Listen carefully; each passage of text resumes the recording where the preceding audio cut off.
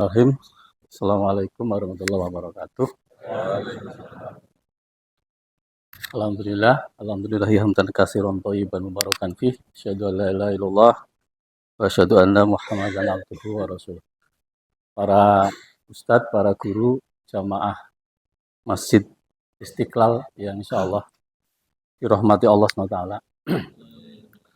Alhamdulillah saya diberikan kesempatan untuk bisa menggugurkan kewajiban sebagai seorang muslim. Apa kewajibannya Bapak Ibu?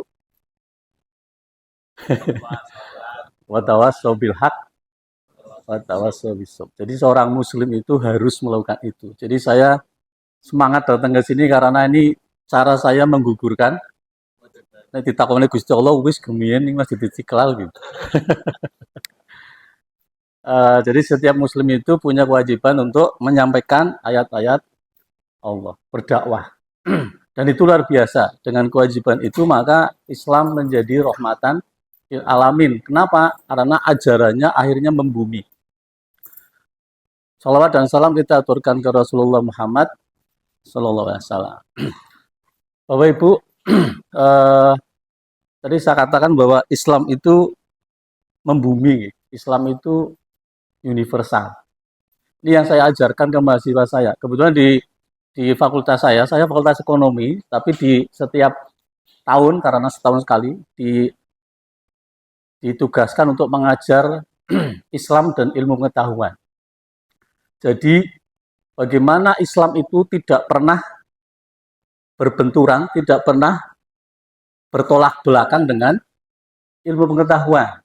Ini penting saya sampaikan kepada mahasiswa, kepada siswa-siswa. Kenapa? Karena sekarang di Indonesia khususnya dari dulu itu digempur dengan paham apa Bapak Ibu? Sekuler. Nah, sekuler itu mau diterapkan di orang Islam ya nggak bisa. Harusnya nggak bisa. Tapi kadang yang bawa, yang mempromosikan sekulerisme ya orang Islam kadang gitu. Kenapa? Sinaune salah. Kenapa sinaune salah Bapak Ibu? Ada program itu tentu dari Zionis atau misionaris untuk menghancurkan Islam itu nggak bukan dihancurkan dari luar, dari dulu susah, maka dipelajari, maka muncullah Senogolgonya. Oh dia dipanggil Ustadz mungkin guys, karena apa dia belajar Islam itu langsung ke Mekah, tapi niatnya bukan untuk mencari kebenaran, niatnya untuk politik menguasai umat Islam. Dan yang luar biasa, umat Islam, kenapa Bapak Ibu umat Islam kok percaya, khususnya di Aceh saat itu? Kenapa Bapak Ibu? Luar biasanya orang Islam itu diajarkan Allah untuk tidak curiga. Bahasa Islamnya apa? Dilarang suudon. Jadi kalau ada orang baik pakai peci, wah Islami gitu. Suudon. Ya. Salah mboten ya mboten, memang kita itu diberikan izin untuk menghukumi salah satu dari yang terlihat. Kalau hati kita nggak bisa.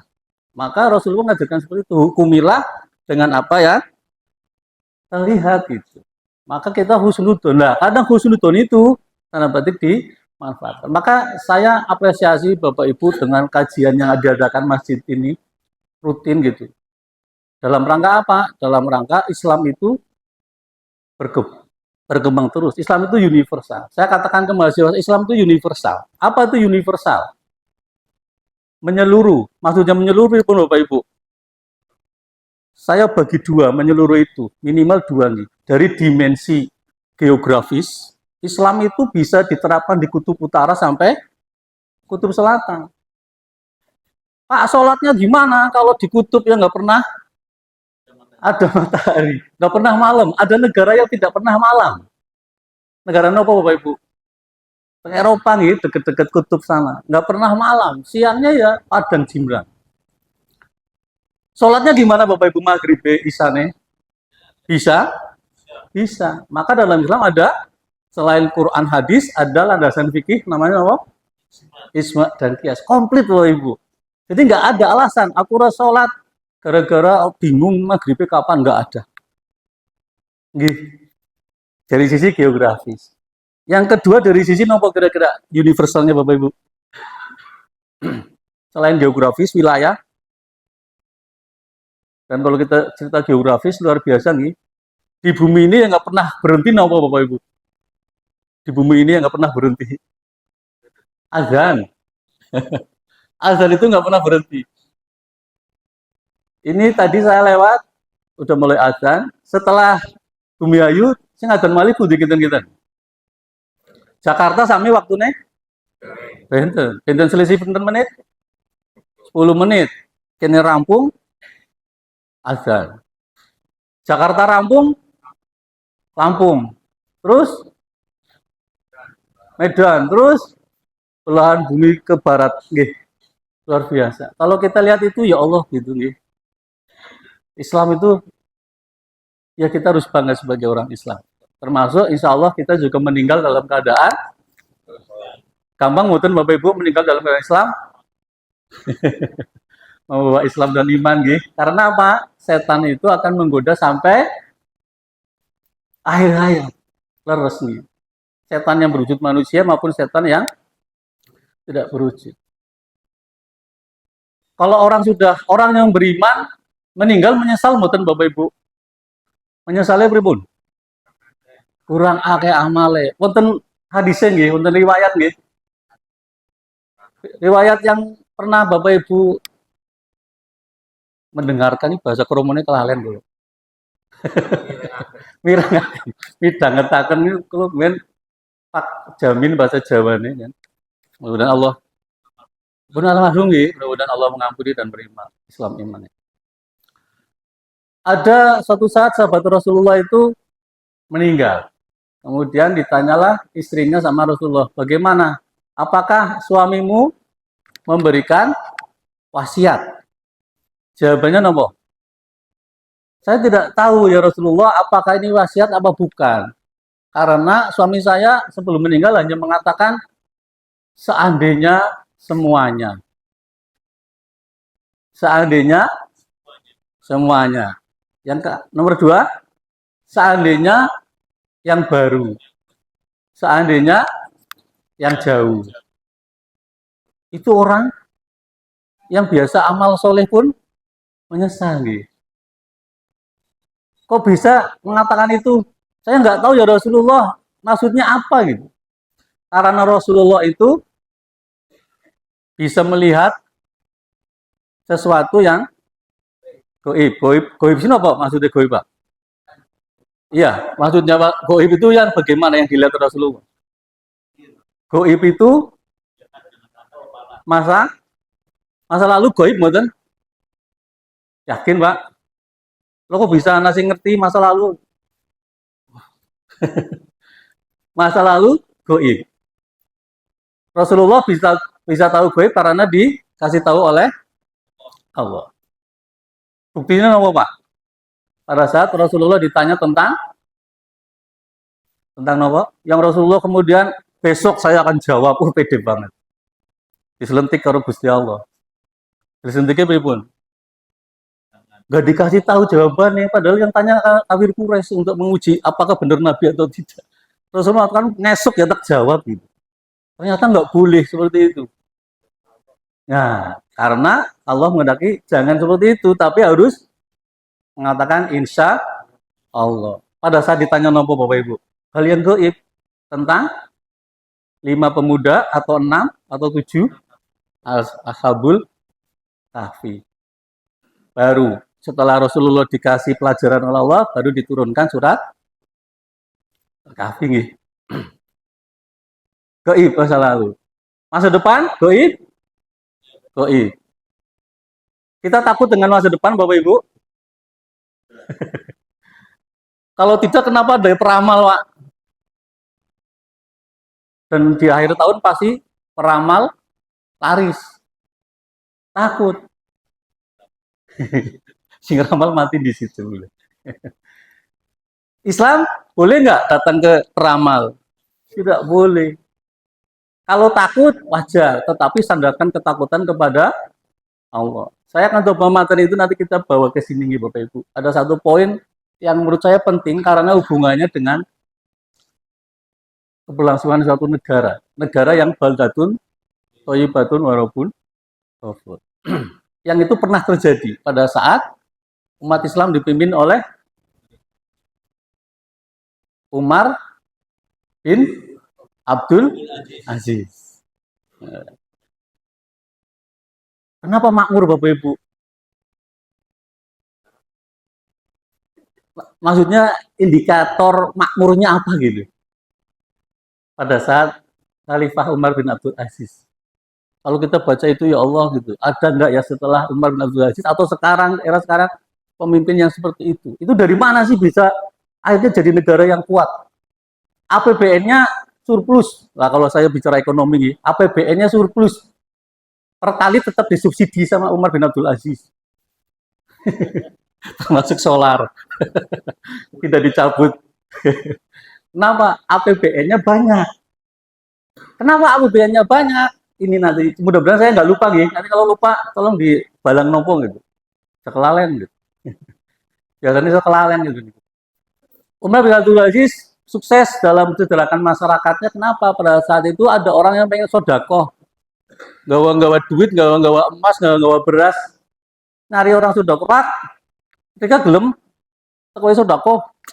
Lah nyung lagi bingung harus sodakoh ning siapa kok. Nyari orang yang mau disedekahi itu tidak ada, tidak jumpa. Karena semua orang sejahtera makmur. Seniki sami nggih. Rebutan, nomale agar Jumat berkah. Teng Purwokerto ada fenomena unik Bapak Ibu. Maka setelah saya tahu kapok saya nggak ngasih lagi, saya dikadali gitu. Napa Bapak Ibu? Saya dulu semangat Jumat berkah gitu. Kalau semua orang ngasih makanan pas Jumat tok nih. Jadi Senin, Selasa, Rabu, Kamis, Minggu kon puasa gitu. Jumat berkah. Nah, di Purwokerto saya nggak tahu di sini, saya nggak tahu nih. Ada trik Bapak Ibu. Setiap hari Jumat pagi pasti banyak becak pinggir jalan, di pinggir jalan. Banyak banget becak. Ya ada orangnya. Kenapa? Mereka menunggu ya dikasih uang, ada yang dikasih uang, ada yang kasih nasi, ada yang dikasih bingkisan. Jadi mereka itu sepanjang jalan Putar Angka, jalan yang Unsut itu, jalan Jenderal Sudirman, apalagi yang dekat-dekat masjid, banyak banget becak. Nah, setelah saya cari tahu informasinya, tumben akeh becak, biasanya becak angel. Ternyata apa? Orang yang duduk di becak itu nyewa becak sehari 20.000 untuk mendapatkan bingkisan uang yang jumlahnya pasti lebih dari 20.000. Untung mboten, untung wong Indonesia ini pinter-pinter, Pak. Jadi kayak gitu caranya wis nyora bakal mulai maning ning nikah gitu. Loh, yang menyakitkan kalau lagi semangat gitu saat itu saya ngasih nyun sewu nggih, ngasih nasi sarapan. Pak, kerso niki Pak. Sarapan. Lawe apa gitu. Udah.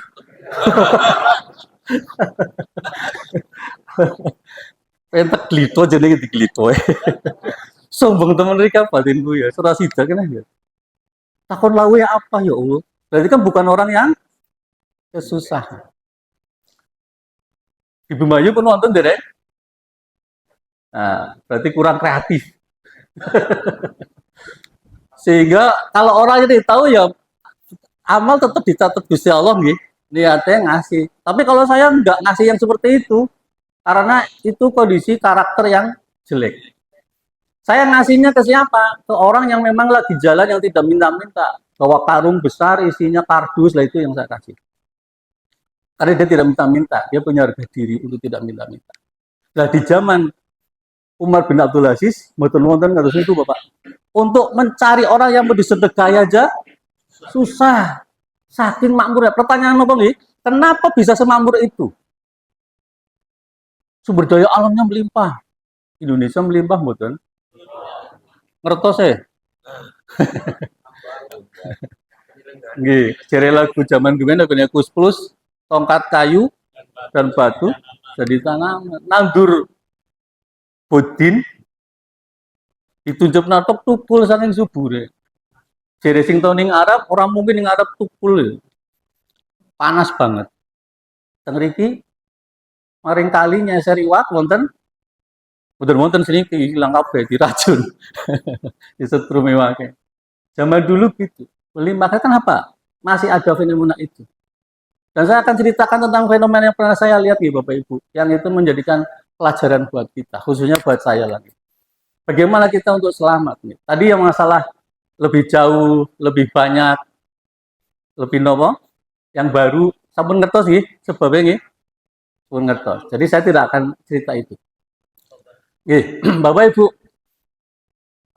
saya kembali ke tema ini dari yang pernah saya sampaikan bahwa kita termasuk orang yang beriman, betul? Ciri-cirinya nopo, Bapak? Kalau Bapak merasa dirinya beriman, Ibu merasa dirinya beriman? Sahadat. Pertama pintunya adalah sahadat. Orang yang punya sahadat pasti masuk surga? Pasti. Cuma waktunya kapan nggak tahu. Diapakan dulu Bapak Ibu sebelum masuk surga kalau orang Islam tapi tidak menjaga sahadatnya? Digoreng. Saya kalau cerita ke mahasiswa biar pemahaman mereka itu mudah gitu. Rasulullah mengatakan bahwa sahadat itu asyhadu alla ilaha illallah wa asyhadu anna Muhammadar Rasulullah itu adalah kunci surga. Siapapun yang pernah mengucapkan itu pasti masuk surga. Pasti nggih. Cuma waktunya kapan? Saya anggap asyhadu alla ilaha illallah itu adalah sebagai kunci. Kunci bisa dipakai jika kuncinya satu, kuncinya bersih, dua, kuncinya berkarat. Bersih nopo berkarat? Bersih. Kuncinya orang tahu di rumah tayangan orang melebungi Pak. Caranya pripun Pak? Biar kuncinya jadi bersih. Bersih. Cara membersihkan kunci yang paling mudah dinampakan Bapak Ibu. Dibakar, disepuh, dibakar. Kuncinya meling-maling gitu. Saya menganalogikan seperti itu ke mahasiswa. Jadi kalau kita punya kunci tapi kita tidak pernah sholat, kuncinya karatan. Jadi wong sugih zakat engko lah, engko mati. Terus napa malih? Senenge gini ge. Jika itu kayak gini loh. Biasanya kalau ini dukuturi sih model metani tangga ini mboten Mas. Biasanya subuh anjuk maghrib. Awal maning dirisane Ustadz, wah seneng banget luget banget ya. Tenang karatan mali. Lah ini Bapak Ibu, saya menganalogikan itu. Mahasiswa masuk, oh ternyata ya harus dibakar cara mudah. Dibakarnya lama atau tidak tergantung karate. Karate sidik ana sih dibakar angel karena saking alote nganggo geni sing paling panas. Wanudzubillah lagi. Maka itu tadi, orang Islam aja menyesal, apalagi wanudzubillah orang kafir. Pakai bahasa kafir nggak apa-apa nih? Orang kafir yang dia tidak akan pernah masuk surga, itu rasa penyesalan gimana Bapak? Maka kita jaga sahadat kita nih. Maka kita berkata saya orang yang beriman. Kenapa? Syarat-syarat orang beriman masuk semua. Di Quran surat minimal kalau kita cerita orang yang beriman, Quran surat Al-Baqarah nih. Percaya sama yang gaib nih. Mendirikan sholat. Percaya sama Allah. Allah gaib mboten? Gaib. Kapan Allah gaib? Saat kita di dunia. Tapi nanti kalau kita di surga, Allah gaib? Tidak. Kenapa tidak gaib?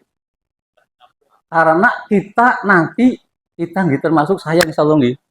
Kali panjenengan sedaya. Insya Allah masuk surga nggih.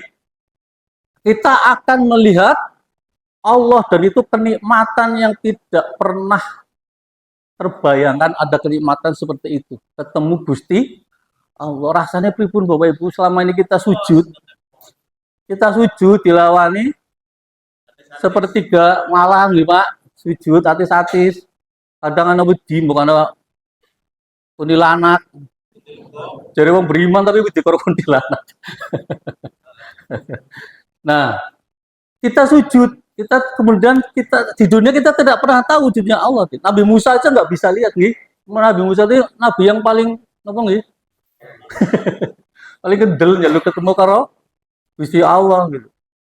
Akhirnya jeblok gunungnya Nabi Musa pingsan. Kita nanti insya Allah akan ketemu Allah asalkan kita orang yang beriman. Kita dipanggil oleh Allah kayak orang-orang yang beriman. Kita orang beriman gitu. Insya Allah kita masuk ke surga, Pengennya surga nopo Bapak Ibu? Pengennya Firdaus nggih. Salate tiyang mboten. Surga Firdaus, surga yang paling barangkali Nabi Muhammad nih Pak. Kita membayangkan ketemu Nabi Muhammad yang selama ini kita sholawat, nggak pernah lihat. Kemudian nanti pada saat kita di akhirat dia bawa karo Nabi Muhammad. Ini umatku, ini. Oh bayu ya mana. Jadi ngerti ya Rasulullah gitu. Ya aku gue ini mencorong. Tangannya mencorong. Sirai mencorong. Lah kok pasti umatnya nyong. Gitu nggih, ceritanya bener nggih. Jadi ngerti ya Rasulullah, itulah bekas wujud. Dulu saya bu, orang kafir mencorong boten. Kenapa boten mencorong? Tidak pernah wudhu juga tidak pernah, mandi junub juga tidak pernah. Orang Islam itu mandi junub. Yang diajarkan untuk mandi bersuci, mandi besar, mandi junub itu ya orang Islam. Lah kok orang Islam apa pada nurut? Karena kita beriman. Itu Bapak Ibu muter-muter ini. Nah, kita jaga iman kita sampai mati mudah-mudahan. Pas kemarin saya cerita tentang kematian yang sangat bagus, Ustadz Abdul Mugi, walaupun sebelumnya digoda oleh setan, tapi kemudian dia menang. Kemudian di akhir hidupnya komplit mengatakan la ilaha illallah Muhammadur Rasulullah, ya Allah gitu nggih. Nah, kembali ke sini Bapak Ibu. Ya ayyuhalladzina amanu. Napa dibaca sarang-sarang napa nggih? Tadarusan satu ayat. Saged Bapak Ibu? Izin nggih. Yang belakang ketinggal mboten? Menawi mboten ketinggal berarti nggih sampun sepuh nggih. Kita mulai ta'awudz nggih Bapak Ibu. A'udzu billahi minasy syaithanir rajim. Bismillahirrahmanirrahim. Ya ayyuhalladzina amanu qu anfusakum wa ahlikum naran wa quduhan nasu wal hijarah 'alaiha malaikatun ghiladun shidadun la ya'sunallaha ma amarahum wa yaf'aluna ma yu'marun. Wahai orang-orang yang beriman. Dipanggil kita nih Bapak Ibu. Lebih senang hai orang-orang beriman atau wahai domba-domba yang tersesat? Allah manggilnya sangat lembut nih. Ya ayuhan nas. Wahai manusia. Ya ayyuhalladzina amanu. Yang beriman. Enak mboten Bapak Ibu teng ati? Teng manah enak nggih. Sekecong nggih. Jagalah dirimu dan keluargamu. Kita disuruh menjaga diri dan keluarga. Bapak-bapak, ini termasuk bapak, diwajibkan untuk menjaga keluarga. Keluarga niku sinten Bapak Ibu? Ayo definisinya sinten? Suami, istri atau bapak, ibu, anak, cucu, buyut nek umure dawa nggih. Nggih sore buyut napa? Canggah, wareng, udeng-udeng siwur, debok bosok, segala macam lah. Hanya ada di Jawa yang sampai runut gitu istilahnya gitu. Tapi kadang pol sampai cicit gitu. Zaman seniki karena umurnya kata Rasulullah hanya sampai 60 gitu. 60 atau lebih atau 70-an. 90 wis kaya meyek-meyek iki. Angger 100 wis kangen karo malaikate ora teka-teka iki. Pegel kabeh sih nggih. Tapi zaman dulu Nabi Adam umurnya pinten? Nabi Nuh sama Nabi Nuh umurnya lebih dari 1000. Tingginya berapa? 30 meter. Jadi kalau di era sekarang, ilmu pengetahuan kemudian menemukan fosil yang kita sebut sebagai dinosaurus. Wong Islam kaget mboten ana binatang segede gue? Biasa baik. Kenapa? Rasulullah sudah mengabarkan, Allah sudah ngasih tahu kalau zaman dulu orangnya memang gede-gede, dur-dur. Kita saja yang terlalu kecil sehingga lihat dinosaurus kayak raksasa.